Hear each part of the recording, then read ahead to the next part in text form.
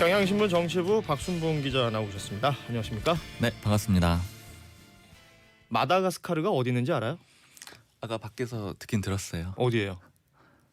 아까 아프리카라고 자신감이 없어. 아예 다시 또 확인하시니까 자신감이 떨어지는데. 마다가스카르는 아프리카가 맞고요. 네. 갈라파고스는 남미인데 네. 이게 항상 헷갈려요. 네. 네. 오늘 제가 뒤끝이 좀 남네요. 자, 오늘도 뉴스 시작해 보죠.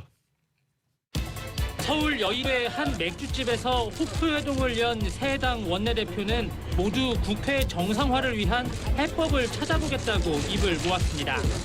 아주 허심탄회하게 이야기를 하고 해법을 찾아보도록 하겠습니다. 파행에 이르게 된 부분에 대해서 서로 좀 짚어보는 시간이었다 이렇게 보시면 될 것 같고요. 현재 우리가 무슨 확 결정을 내리기는 좀 어려운 부분들이 있어서 자, 뭐 뉴스에 연일 나오고 있습니다. 호프 회동 이렇게 얘기를 하던데 처음 시작은 사실 바른미래당의 오신환 원내대표가 당선되고 나서 네. 얘기를 꺼내면서 시작이 된 거죠. 네, 그렇죠. 그 맥주 잘 사주는 형님이 돼달라 이렇게 이인영 원내대표한테 제안을 해서 된 네. 거죠. 지난 16일에 오신환 원내대표가 민주당 이인영 원내대표를 예방을 했어요. 그래서 이 자리에서 맥주 잘 사주는 형님이 돼달라 이렇게 얘기를 한 건데 이인영 원내대표가 7살 많습니다. 그래서 호프 미팅을 제안을 했고 맥주 회동이죠. 그래서 추진이 된 겁니다. 그러니까 어제 이 회동, 이 모임, 뭐 단순히 맥주 한잔 하자 이런 자리는 아니었을 거 아니에요. 네, 그렇죠. 이 최근에 민주당 그리고 바른미래당 원내대표가 새로 선출이 됐잖아요. 네. 그 이후에 처음 3당의 원내대표가 만난 자리입니다. 이 그동안 선거법 개정안과 개혁법안의 패스트트랙 지정에 반발을 해서 한국당이 국회를 떠나 장애투쟁을 계속 해오고 있잖아요. 뭐 4월 국회에선 처리한 법안이 한 건도 없었고 지금도 국회가 계속 공전하고 있고요. 그러다 보니까 추가 경정 예산안 같은 민생 현안은 처리될 기미가 보이지 않는 상황입니다. 특히 주말 동안 이런 교착 상태는 더 악화가 됐는데요. 이 5.18 기념식에서 문재인 대통령이 독재자의 후예다 이렇게 한국당을 지목해 비판을 했고 한국당은 김정숙 여사가 황교안 대표하고만 악수를 하지 않았다 이렇게 주장을 하면서 반발하기도 했고요.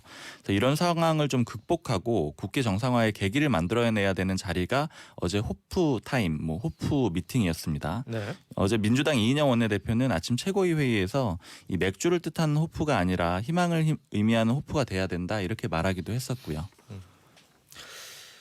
자, 이인영 원내대표의 말처럼 그 호프, 희망을 주는 모임이 됐습니까? 네, 뭐 절반 정도의 희망은 준 것 같습니다. 절반. 네, 이 원내대표들은 국회를 정상화해야 한다. 이 공감대는 이뤘어요. 근데 하지만 회동 후에는 분위기가 조금 차가웠습니다. 이 기자들이 회동 후에 얘기를 들으려고 보통 쫓아가거든요. 네. 근데 뭐 어떤 결과가 있을 경우에는 원내대표들이 자청해서 서서 얘기를 하죠. 근데 일반적으로 어제 브리핑을 하죠. 예. 그렇죠. 근데 이인영 원내대표는 어제 그 맥주 잘 사주는 형님이 돼달라고 했으니까 10만 8천 원만 계산을 하고 떠났습니다. 기자들에게 아무 말을 하지 않고요. 3명이서 10만 8천 원어치 맥주를 먹은 거예요. 뭐 안주도 시켰어요. 네. 이게 싼 결론- 집은 아니었네요. 그러니까. 네, 싼 집. 네, 여의도가 대체로 비쌉니다. 네. 이 아무 결론을 내지 못한 것 때문에 말이 없었던 것 같아요. 나경원 원내대표는 국회를 열어서 필요한 부분을 해야 되겠다. 그런데 방법이 있어서는 좀 차이가 많다. 추경을 확대 편성하는 게 경제에 좋을 것이냐 걱정하고 있다. 이렇게 얘기를 했는데요. 네. 좀 입장차가 있다라는 거를 계속 보여주려고 한 거죠. 그렇군요. 이 원래도 민주당은 선 추경 처리를 주장했고 한국당은 패스트트랙부터 사과를 해라 이런 입장이었거든요. 이 사실 국회가 장기간 공전하는 것에 대해서 국민들 분노가 굉장히 큰 상황이잖아요. 네. 그럼 이 시점에 3당 원내대표가 모이는 모습을 공개한 겁니다. 그럼 그거는 그나마 정상화에 대한 의지를 조금이나마 보여준 건데 그래서 저희 회사도 어제 다른 기자 한 명은 현장에 가고 저도 국회에서 대기하면서 기사를 썼거든요. 네. 그러니까 이 어떤 메시지가 나오든지 간에 그래도 모임 자체를 가진 건 중요한 걸로 볼 수 있다. 그래서 뭐 절반 정도의 희망은 가질 수 있지 않겠느냐 이렇게 말씀을 드린 겁니다. 어찌됐건 국회를 제대로 정상화하겠다라는 의지는 서로 보였는데 서로가 기대하거나 바라는 바는 아직까지 지금 조율이 안 되고 있는 것이다. 그렇죠. 네. 자, 그 와중에 지금 바른미래당을 좀 살펴봐야 되는데 지금 내홍이 깊어지고 있는 것으로 보이죠. 네. 인선을 두고 다시 한번 갈등이 심화되고 있습니다. 네, 이 기자들 사이에서는 방금 뭐 3당 원내대표 소식을 전해드렸지만 국회 정상화보다 바른미래당 정상화가 더 어려운 거 아니냐 이런 얘기들도 네, 나오고 네. 있는데요. 이 네 분이 거의 50일째 이어지고 있어서 이 내홍의 일상화다 이런 표현도 나오고 있거든요. 이 손학규 대표 퇴진을 주장한 오신환 원내대표가 당선이 된 거잖아요. 그렇지만 그 이후에도 손학규 대표가 계속해서 강수를 두면서 맞붙고 있는데요. 이 강수란 뭐냐면 이 자신을 지지하는 최입의 정책위 의장, 임재윤 사무총장, 최도자 수석 대변인을 새로 임명을 한 겁니다. 이 바른정당계 최고위원들이 반발을 했지만 손 대표는 임명을 강행했고요. 이건 양측이 지도부인 최고위 구성을 두고 대립하는 건데요. 이 손 대표가 어제 임명한 당직 중 정책위 의장은 이 최고위원의 9명 중에 1명으로 당 지도부예요. 그렇죠. 이렇게 되게 되면은 손 대표를 지지하는 4명과 손 대표 퇴진을 요구하는 안철수, 유승민계 5명으로 지도부가 구성이 되는 겁니다. 그러니까 지도부 구성을 두고 서로 힘싸움을 하고 있는 거예요. 참 이거 뭐 일단 국민들이 바라보기에는 좋아 보이지는 않거든요. 그렇죠. 네. 바른미래당의 내홍 어떻게 또 마무리가 될지 지켜보도록 하고 정치권 뉴스 살펴봤습니다. 다음 뉴스 이어갑니다. 승리와 정준영 씨가 있던 단체 대화방에서 경찰총장이라고 불렸던 윤모 총경은 연예인들의 뒤를 봐줬다는 의혹의 핵심 인물로 지목됐지만 경찰 수사에선 별로 드러난 게 없었습니다. 그런데 그 윤 총경이 경찰에 소환되기 하루 전날 청와대 민정수석실 선임 행정관과 메신저로 대화를 나눈 사실이 드러났습니다.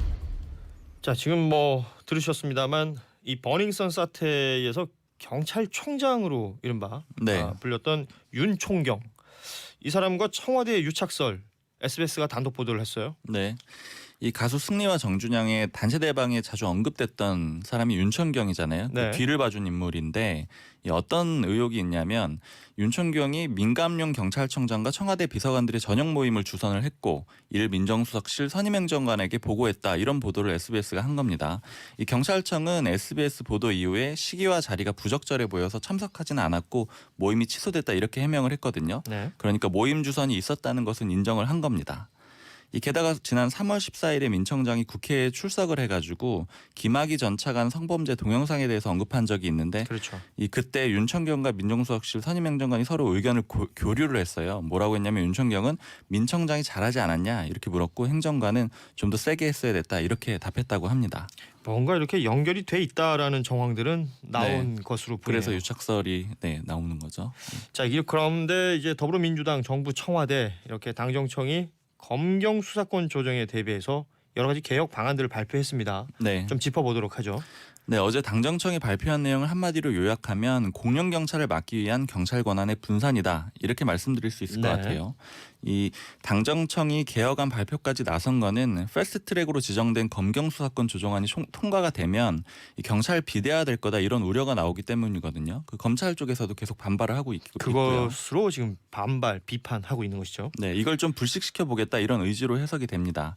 이 기존 조정안에는 경찰이 1차 수사 종결권을 검찰로부터 넘겨받게 되잖아요. 그러면 경찰의 권한이 굉장히 강화될 수밖에 없어요. 근데 이를 좀 분산시키기 위해서 개방직 국가수사본부를 신설을 하고 이 국가수사본부를 통해서 이 수사부서장이 사건에 대해서 지휘 감독을 하게 됩니다. 그럼 네. 자연스럽게 경찰청장이나 지방청장 이런 사람들은 구체적인 수사 지휘를 할 수 없도록 빠지게 되는 거고요. 이 또 다른 권한 분산은 정보경찰을 통제하는 건데요. 이 경찰이 정치에 관여한다는 문제가 그간 계속 제기가 되었잖아요. 그렇죠. 그 강신명 전 경찰청장이 구속된 것도 이를 보여주는 사례고요. 원래 국회에는 경찰 정보관들이 많이 나와 있어요. 특히 뭐 서울청, 경찰청, 영등포 경찰서까지 엄청나게 많이 나와 있거든요. 뭐 이 정도면 경찰에서는 뭐 엘리트 라인이다, 이런 얘기를 할 정도니까요. 네, 그렇죠. 그러니까 그 정보관들을 보면 말씀하신 대로 경찰대 출신들도 많고 그래서 이 진급 코스로 인식이 돼 왔습니다. 네. 이 정보 경찰에 대한 대우가 좋았던 건데, 근데 요즘은 좀 분위기가 바뀌었어요. 그렇죠. 이 정보 경찰이었던 걸 조금 시시하면서 감추려는 분위기가 됐고 더 이상 국회에 출입하지 않고 있고요. 좀 이런 움직임을 당정청이 더 구체화한 건데 앞으로 경찰국회 협력관을 폐지하고 또 국회 출입을 금지하는 등의 그런 내용을 정한 겁니다. 또 정치 관여 시 형사처벌한다, 이런 내용도 법령으로 명문화했고요. 또 어제 좀 인상적인 장면이 있었는데 그 당정청 발표하는 자리예요. 그 조국 청와대 민정수석과 민감용 경찰청장은 참석을 했어요. 그런데 네. 문무일 검찰총장과 박상기 법무부 장관은 참석을 하지 않았습니다. 이 수사권 조정에 대한 그 부처별 입장을 보여주는 거죠. 그렇습니다. 자, 검경 수사권 조정 뭐 여러 가지 말들이 나오고 있습니다. 지금 검찰에서는 경찰 권력의 비대화를 비판하고 있었고 그 부분에 대해서 지금 받은 거죠. 뭐 네. 이러이러한 식으로 개선해 나가겠다라는 얘기들 지금 조정되고 있는 상태지 결정된 것은 아니니까요. 또 지켜봐야 할 것으로 보입니다. 다음 뉴스 이어가죠. 고 장자연 씨 사건의 재조사가 모두 마무리됐습니다. 윤모 씨를 제외하고 나머지 문건을 본 사람들은 이름만 적힌 리스트는 없다고 진술하고 있습니다. 진상규명이 불가능하다고 결론을 내렸습니다. 진상조사 과정에서 제기된 장 씨에 대한 특수강간 의혹에 대해서도 과거 사위는 증거가 부족하다며 수사 개시를 권고하지 못했습니다. 네, 법무부 검찰 과거사위원회가 고 장자연 사건 관련해서 결론을 내렸죠. 네. 뭐 예측대로 장자연 리스트에 대한 규명은 내리질 못했습니다. 네, 아쉽게도 예측이 맞았죠. 음흠. 어제 결론은 한마디로 소속사 대표가 장 씨에게 술접대를 강요한 건 맞는데 이 성접대가 있었느냐 이 부분에 대해서는 확인하지 못했다는 겁니다. 네. 이 결국 혐의를 받았던 이들을 형사처벌 못한다는 얘기가 된 거죠. 이 당시 수사 결과 장 씨가 지목한 이들 모두 무혐의로 결론이 났지만 여러 의혹이 계속 나왔잖아요. 그리고 네. 국민들도 계속 의문을 가졌고요. 그래서 조사단은 지난해 4월부터 이 사건을 새롭게 살펴봤습니다. 장자연 리스트에 대한 관심이 제일 뜨거웠죠. 그렇죠. 이 접대한 유력인들의 이름이 적혀 있다고 알려진 리스트인데 이 실무적으로 진상조사단이 조사를 했지만 이 진상조사단은 리스트가 실재할 수 있다고 판단을 했어요. 네. 그렇지만 과거 사위는 이걸 규명하기는 어렵다고 본 겁니다. 그 이유가 이걸 실제로 봤다는 사람은 현재로서는 윤지호 씨뿐이고 이 윤 씨를 제외한 모두가 진술을 번복했거든요. 게다가 이 윤 씨가 리스트에 대해서 언급을 하면서 성이 특이한 정치인이 있었다 이렇게 구체적으로 말하기도 했는데 그래서 조사단이 이 사람에 대해서 조사를 나섰습니다. 하지만 당사자가 조사 요청을 거부했어요. 그러니까 이게 지금 구체적인 증거가 없다 보니까 강제 수사를 할 수 없는 상황이거든요. 그렇죠. 그래서 뭐 조사 요청을 거부하니까 그냥 뭐 소용이 없는 상황이 된 거죠. 그리고 아무래도 초기 검경 수사가 제대로 돼 있지 않은 상태에서 너무 오랜 시간이 흘러버렸거든요. 그러다 보니까 상당 부분의 혐의들도 다 공소시효가 지나버렸습니다. 13개월 동안 재조사를 했는데 어느 하나 명쾌하게 해소된 의혹이 없는 셈이 됐습니다. 저는 좀 역설적으로 애초에 수사 자체가 허술했기 때문에 네. 지금 와서 들여다보니 더욱더 꼬일 수밖에 없었던 건 아닌가. 더 수사하기 어려워진 그렇죠. 게 맞죠. 그런 네. 생각을 하게 됩니다. 지금 이 이야기에서 조선일보가 빠질 수가 없는데요. 네. 조선일보 사주 일가 관련 의혹들이 있었는데 이 부분에 대해서는 어떻게 얘기가 되고 있습니까? 예, 그 조선일보가 개입한 거는 맞다라는 게 결론인데요. 조선일보 경영기획실장이었죠. 지금은 한국당에 있는 강효상 의원을 중심으로 당시 대책반이 만들어져서 이 대응한 것으로 조사단이 밝혔습니다. 그러니까 조선일보 차원에서의 대책은 그러니까 대응반은 있었다. 네, 이 당시 조선일보 사회부장이 당시죠 강일학 경찰청장과 조현호 경기총장을 찾아가서 수사 외압을 했다는 의혹이 제기가 된 거고요. 네. 이 조사단은 조선일보 측이 숨진 장 씨와 방종호 전 TV조선 대표와의 통화 기록을 빼느라 고생했다 이렇게 말한 진술을 확보하긴 했는데요. 이걸 검증하지 못했습니다. 이 조선일보는 어제 결과가 발표되자마자 명백한 허위다 이렇게 얘기를 하면서 법적 대응에 나서겠다는 입장을 밝혔고요. 그렇습니다. 저희가 앞서 뭐 신문 헤드라인 소개해드릴 때도 소개를 해드렸습니다만 조선일보는 오늘 거의 3개 면을 할애해서 이 내용을 다루고 있기도 합니다. 네. 아무튼 좀 아쉽게 뭔가 명쾌하지 못하게 마무리가 된 상황입니다. 네. 자, 그리고 소식 하나 또 전해드리는데 이 충격적인 소식이에요. 세월호 참사 보름 뒤에 2014년 5월이었습니다. 기무사가 네. 작성한 문건에서 계엄령 선포를 조기에 검토해야 한다라는 문구가 발견이 됐어요. 네, 굉장히 뭐 충격적이죠. 군사권을 발동해서 치안을 유지하는 게 계엄령이잖아요. 그렇습니다. 이걸 검토했다라는 건데 이 민주평화당 천정배 의원이 어제 공개한 문건입니다. 2014년 5월 초 기무사 정보융합실이 작성한 세월호 유가족 관리 및 후속 조치라는 제목의 문건이에요. 네. 이 세월호 사고가 있은 뒤 얼마 안 된 시점이죠. 그 내용을 보면 그 유사시 대응 항목 아래에 시위 규모 급속 확산 시 국가 비상사태 및 계엄령 선포를 조기 검토해라 이렇게 적시가 되어 있습니다. 2014년 5월 1일로 추정되는 문건 작성 시점은 이 세월호 참사가 4월 16일이었잖아요. 그러니까 15일 만으로 실종자와 미수자에 대한 수색이 한창이던 시기라서 더 충격적입니다. 그렇죠. 이 기무사는 이 문건에서 천안함과 광우병 사태를 교훈으로 삼아야 한다 이렇게 얘기하기도 했는데요.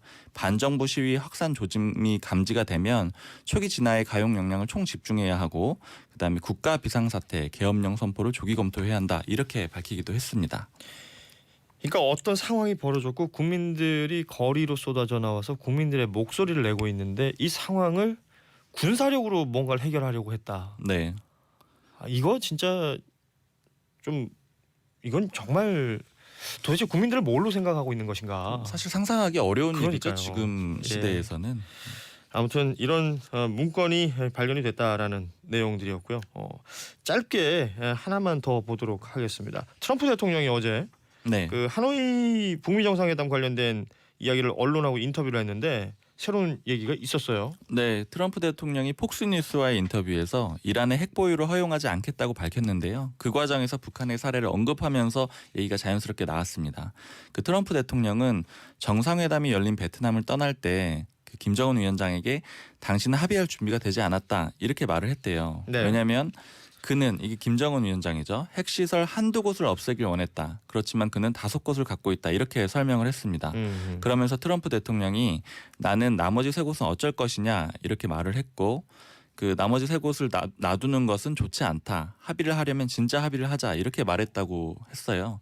앞서 지난 2월 북미 정상의 하노이 핵담판이 결렬된 직후에 트럼프 대통령은 영변 위에 북한 핵시설 존재를 결렬 이유로 언급을 했었거든요. 그렇죠. 근데 그 외에 어떤 배경이 추가로 나온 거는 이번이 뭐 새로운 내용입니다. 적어도 미국이 5군데는 알고 있다라는 걸 그렇죠. 트럼프 대통령이 얘기한 것일 수도 있고 아니면 뭔가 좀 협상이 주도권 주려고 약간의 과장한 것 아니냐라는 지적들도 있더군요. 네. 자, 오늘은 여기까지 살펴보도록 하겠습니다. 경향신문 정치부 박순봉 기자였습니다. 고맙습니다. 감사합니다.